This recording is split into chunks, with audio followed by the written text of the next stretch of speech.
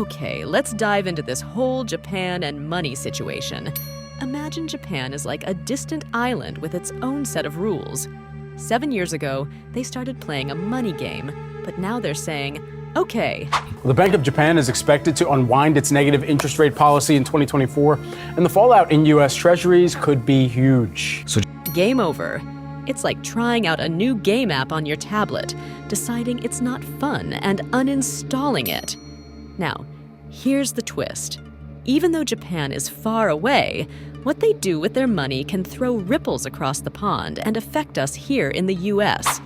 It's like when your friend in another town gets a cool gadget, and suddenly, you want one too. Japan's decision could make borrowing money a bit more challenging for us. And that's a big deal because, hey, we often need to borrow money for things like buying houses or starting cool projects. But before we get into the Japan part, let's rewind a bit to when everyone in the US was worried about inflation. Inflation is like when the prices of your favorite snacks keep going up, and your allowance can't buy as much. To stop that from happening to our economy, the adults in charge did something clever.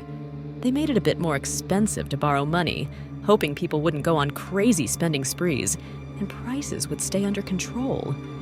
Now imagine on the other side of the world, in Japan, they had the opposite problem.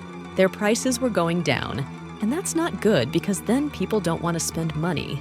It's like if the prices of toys kept getting cheaper, you might say, I'll wait until they get even cheaper, and never end up buying anything. So Japan tried a special trick. They made it super cheap for banks to lend money, hoping people would borrow and spend. It's like when your parents give you extra allowance for buying toys, so you buy more toys, and the toy store is happy. But now, Japan is saying, okay, enough of that. Let's try a different approach. Here's where it gets a bit tricky. Japan was kind of like the game master, trying to control how much people borrow and spend. Now, if they stop the game, it might make it a bit harder for us to borrow money. Why? Because when we want to buy big things, we use something called treasury bonds. It's like IOUs that the government gives out, and people, even from faraway lands like Japan, buy them.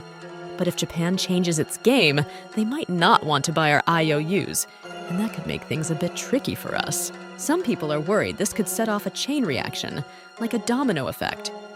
If Japan decides not to play the game with us, it might make it more expensive for us to borrow money. And if it's too expensive, it means we might not be able to buy as many toys or build cool things, and that's not great for everyone. But here's the thing, don't stress too much. There are also reasons why this might not be a big problem. Japan has its own reasons for making these decisions, and they don't want their own banks to get into trouble. Plus, they might not want to sell the IOUs they already have from us because they might not get as much money back. So, it's a bit like a puzzle, and we'll have to wait and see how it all fits together. In the end, it's like a game of economic chess between countries.